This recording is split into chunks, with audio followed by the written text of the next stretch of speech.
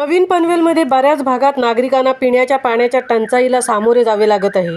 दुसरीकडे सिडको प्रशासनाच्या व महापालिकेच्या अधिकाऱ्यांच्या हलगर्जीपणामुळे महानगर गॅस पाईपलाईन फुटून हजारो लिटर पिण्याच्या पाण्याचा अपव्यय होत आहे।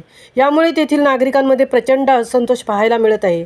नवीन पनवेल सेक्टर 3, 4, 8, 9 आणि 10 या परिसरात जागोजागी महानगर कंपनीचे गॅस पाईपलाईन टाकण्याची कामे सुरू आहेत। या खोदकामे करताना पिण्याच्या पाण्याच्या जलवाहिन्यांकडे कंत्राटदाराकडून दुर्लक्ष होत असल्यामुळे या परिसरात भूमिगत रस्त्याखालून जाणाऱ्या जलवाहिन्या फुटून हजारो लिटर पाणी वाया जाण्याच्या घटना या परिसरात नेहमीच घडत असतात। आज पुन्हा सेक्टर 3 येथील नील रेसिडेन्सी सोसायटीसमोर जलवाहिनी फुटली असून हजारो लिटर पिण्याच्या पाण्याची नासाडी होत आहे। त्यामुळे येथील नागरिकांमधून संताप व्यक्त केला जात आहे। गेल्या अनेक दिवसांपासून नवीन पनवेलचा पाणी प्रश्न जटिल झाला असून पाणी वाचून नागरिकांचे प्रचंड हाल होत आहेत। पाणी टंचाई प्रश्नी गेल्या 8 दिवसापूर्वी येथील नागरिकांनी नवीन पनवेल सिडको कार्यालयाला धडक दिली होती। महामुंबईसह राजू गाडे, पनवेल।